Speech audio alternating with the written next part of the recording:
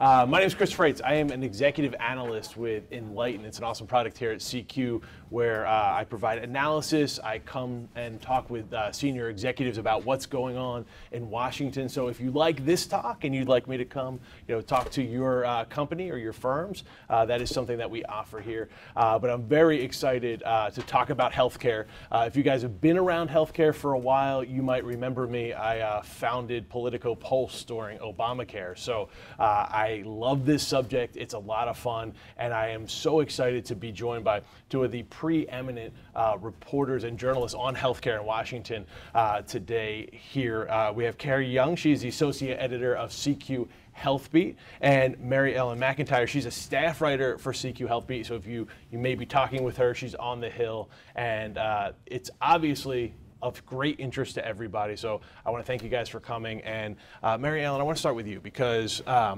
we have the Senate coming back into session, basically the same place they left, right? I mean, we have moderates who are rejecting these really deep Medicaid cuts. And you also have conservatives, on the other hand, who are looking for a fuller repeal of Obamacare. Mitch McConnell basically right that giving anything more time is not going to be helpful to the effort. That's always kind of the case in Washington. The clock is usually never your friend. So what has changed, and what is the state of play as we come back here over the next couple of weeks as they rush toward August recess? Yeah, I mean, I would argue that the Senate might actually be a little bit further back than they were when they first came in.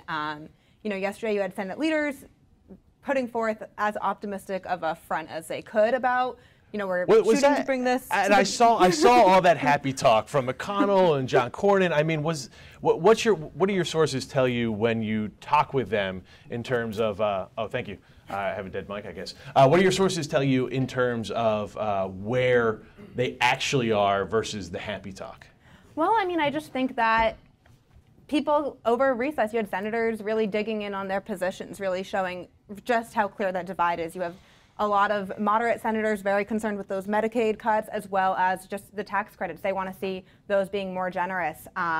You also have conservatives, Ted Cruz and Mike Lee, doubling down. If this Cruz-Lee amendment isn't included, their votes are going to be extremely hard to get. There's a lot of questions about whether or not that Cruz-Lee amendment is going to be included. One big result is the CBO score, which is coming probably early next week. That's going to be a big factor of whether or not that gets included. But also there's a real risk that alienates more of those moderates that are very concerned that would essentially scrap any protections for individuals with pre-existing conditions. Right, and just to remind everybody, the Cruz-Lee amendment, of course, would allow people to buy insurance plans that don't have all of the essential benefits that are required under Obamacare. People view that essentially as allowing the market to undercut Obamacare and get rid of it, since they don't seem to have the votes to repeal it. The idea being, well, people are going to take those cheaper plans, and that will essentially phase out Obamacare because they're going to buy those plans. Of course, critics of that will say that it's going to provide less coverage. So you're buying less coverage. You're not getting what you bargained for under Obamacare. What do we expect in terms of timing? When will we get CBO results? You said next week for some of these different pieces they scored. Are we going to get a vote next week, you think? Hard to tell at this point. We thought we were going to get a vote before recess, and obviously we knew pretty early that week that it wasn't going to happen. So the timeline right now, it seems as if Thursday is the general date that we think we're going to start seeing a bill. That's when senators expect to see what was sent to CBO. There were two different versions of a bill sent to CBO before the recess, one with that Cruz amendment, one without. So that's kind of a big test of what that looks like, where it is. So senators are expecting to see legislative text Thursday. CBO score probably early next week. As soon as Monday, CBO has been giving kind of a heads up on a couple days in advance of when they're expecting to release that. In the past few versions of this, we'll probably hear from them early next week on when they expect to release it. Realistically, they'd like to put the bill on the floor by the end of next week, is what John Cornyn is saying. But at this point, it's really hard to tell whether or not they'll have the votes. It's really unclear whether or not they'd want to put that bill on the floor without the votes. No, I think that's right. And the question really is, do they put it on the floor without the votes? Because there is a big discussion among Republicans if they should just vote take the Band-Aid off and get this thing over. Of course, Mitch McConnell hates to put things on the floor. That's not going to pass. And when I talk to White House aides, they say that would be just a disaster for their entire agenda. They feel like they really need healthcare reform to pass. Of course, you need healthcare reform to pass to be able to move on to the budget, to then move on to tax reform. So there's a lot more riding on healthcare reform than just whether or not they can repeal and replace Obamacare, but they do need to get it out of the way one way or the other. And so there is real questions about, does Mitch McConnell just put this on the floor and move forward here? Now, Carrie, that quest for Mitch McConnell to get the votes didn't get a lot easier over recess. Tell us a little bit about what we saw from different members. It seemed like some of the moderates in the caucus, Susan Collins, and even some of the conservatives, people like Cory Gardner, getting a lot of attention in their home states. Yes. What were they saying, and how did they come back from recess? You know, as you're pointing out, we saw that there was a lot of pushback on this the whole time through.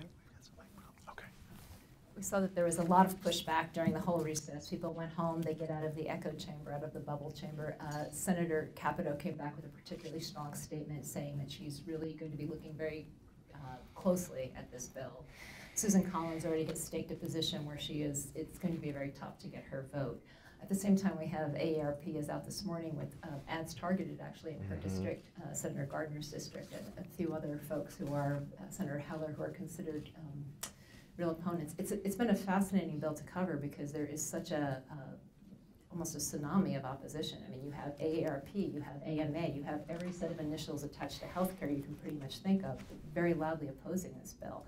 And it's really been fascinating because I think most Americans can't tell Medicare from Medicaid, right? They interchange them. This is actually, I think fewer of them will mix it up now because I think this has really drawn attention to the role that Medicaid plays beyond just people thought it was just poor people. A lot more middle-class people are realizing this is a program that may help keep their parents in a nursing home. So there's just been a lot more visibility brought. People are realizing this is a program that's been so key in addressing the opioid crisis. So as I think probably everyone in the room knows, this bill isn't just a set of revisions to the 2010 law. It also includes with it a major restructuring of Medicaid. And that's really something that's just sparked a tremendous amount of opposition. No, I think you're right about that, Carrie. And one of the things that strikes me about how Republicans went through with this process as opposed to Democrats is they didn't do the spade work of getting all of those groups on board. If you remember during Obamacare, there was a huge effort by Democrats to get the insurers on board, to get the drug companies on board, to get AARP, the doctors, the hospitals. I mean, the list went on to try to get that buy-in. Republicans didn't do that, and they faced a lot of criticism and, frankly, now a lot of opposition. And part of the problem that they're having is if you look at the fact that hospitals are opposed to this bill, every member has a hospital in their district. Every member has doctors in their district. So that makes it so much tougher. Not just these cuts that moderates are saying, wow, you know, I'm a Medicaid expansion state with like your Dean Heller in Nevada, his governor Sandoval, a Republican, saying, no way can we hit the poor here in the way that this bill wants to do it. You also have all of these other interest groups, which I think doesn't get as much coverage, but is driving a lot of that opposition. And when you talk about that opposition, Mary Ellen, what do you see in terms of how the votes are coming? You know, we have at least 10 members who have come out, maybe a dozen now, depending on how you count, who have come out opposed to this bill. Everybody is leaving a little bit of a crack open in the door to say, we need to see what this new bill looks like. What is your reporting telling you about how the bill that is going to be scored and released this week, how will that be different than what we saw you know, just a few weeks ago? So yeah, I think part of the reason that everyone is leaving that crack open is that these senators, they want to get to yes. Many of them won their seats running on the promise to repeal Obamacare. This is something that they've all voted for dozens of times for the most part over the past 7 years with the knowledge that it wouldn't actually pass. But this is all something most of them are on the record voting for, as soon as recently as 2 years, a year and a half ago, 2 years ago. There's a few ways that this bill is going to look different. One of those big questions is that amendment from Senator Cruz that we mentioned earlier. Whether or not that's included would be probably one of the most major changes. Another proposal from conservatives is to allow people to pay for premiums with their health savings account. So that's pre-tax dollars that they're putting into their health savings account. Right now, those are used to fund out-of-pocket costs. Conservatives want people to be able to pay their premiums with those funds. That's something that isn't a huge conservative ask, but is, fairly likely to be potentially included in the upcoming bill. You're also probably going to see more generous tax credits. There's a lot of money left that they can put into this bill. More generous tax credits is one of those things for older and lower income people as well. You might also see some of those Medicaid cuts scaled back. That's a big thing to win over moderates, like Senators Portman and Capito, who have really said, we're very concerned with these Medicaid cuts. Those are senators from states really struggling with the opioid crisis, except at the same time, you don't know if that's going to be enough. Senator Portman is under huge pressure from Governor Kasich, who's really saying you can't just throw money at this opioid crisis.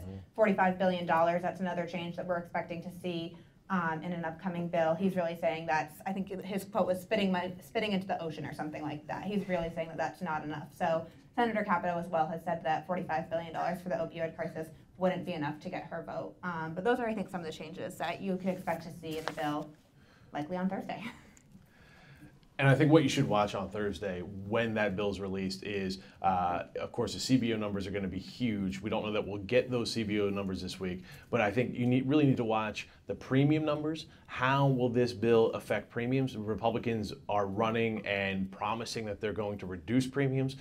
If they do in fact reduce premiums, how much of coverage cuts will there be there? Democrats are sure to pick that up and say, look, they're cheaper plans. That's because you get cheaper coverage. That's a problem. And also look at the coverage numbers. I mean, they got killed when they came in at 22 million would lose their insurance under their plan. That was just $1 million less than the House version. That is very difficult to run on. And frankly, it's something that Democrats built into Obamacare. They knew it would be hard for Republicans to go ahead and take back a benefit that Americans have enjoyed. That's always been a problem for repealing and replacing Obamacare, and that's what you're seeing right now. I mean, they built a Obamacare expanded coverage, despite the fact that Democrats sold it. It was a bit of a bait and switch when you looked at what Republicans sold it as. They sold it as, keeping health costs down, controlling the cost of health care. It really was an expansion of coverage. They did that successfully. Now Republicans essentially need to take that away. And Carrie, I need to ask you, when you look at the dynamics here politically. What do Republicans run on? I mean, certainly they'll make the argument privately, look, we ran on repealing and replacing Obamacare for 7 years. But if they do replace it, how much of an opportunity does that give Democrats, and how worried are Republicans about that challenge when it comes to November 2018? Yeah, I think, first of all, a lot of what we're seeing is, just one point I wanted to make on the statements we're seeing, some of the very strong statements about I'm concerned about the bill, I'm concerned about the bill. One thing to be cautious about in looking at this is assuming that there's more opposition within the Senate than there really may be. Because no senator has a benefit in saying, you have my vote, Mitch, I'm fine with whatever you do. So everybody's kind of jockeying to get their changes in, to put their stamp on it. Just to your point, Chris, is that they are all looking to 2018. And it's almost no matter what happens, they're going to own healthcare to a certain degree. So they're really under a lot of pressure to do something where they can say, we changed it. If they can't do the big bill revising the 2010 law, they may do something smaller, actually shore up part of Obamacare, shore up the cost sharing subsidies, cost reduction subsidies, and then move on. They can almost label anything they do, to be honest. They can label it as we repealed, we replaced, we revised. I mean, they're not going to repeal it. We know that. It's not a full repeal. So the politics of it, they can easily relabel it. The question, I guess, that you're getting to so well is, can they sell it come 2018? No, I think that's a great question. Can they sell it? And we already saw from Mitch McConnell over the recess, he was talking to a Kentucky Rotary Club, and he basically said, look, if I can't get my team on board with the legislation we have, we're going to have to look at shoring up Obamacare. And essentially what he was saying there is we're going to have to work with Democrats. And Democrats are waiting for that opportunity. You have Democrats like Mark Warner of Virginia, Joe Manchin of West Virginia, who have sent letters early on in this session to McConnell saying, look, we understand that Obamacare has problems. We want to help you fix those problems, but we're not going to repeal it. And as Republicans have messaged this as repeal, it has kept Democrats away from that effort.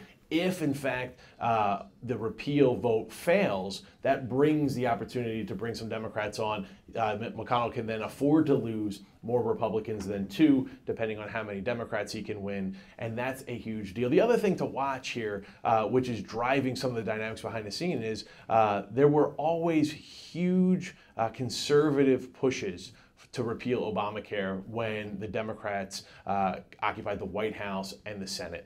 There was a lot of conservative energy there, and you're not seeing the Tea Party groups, Freedom Works, some of those other really conservative organizations pushing for repeal because they don't feel like this is in fact repeal. This is not the repeal it by root and branch that Mitch McConnell had promised. And so they're not really all that energized. They said there's not really any, there's no fundraising in it. You're not going to get people excited about a slight repeal and tweak essentially to Obamacare. So that pressure from conservative groups, they're not scoring in as key votes, and that gives some of these moderates a little bit more wiggle room.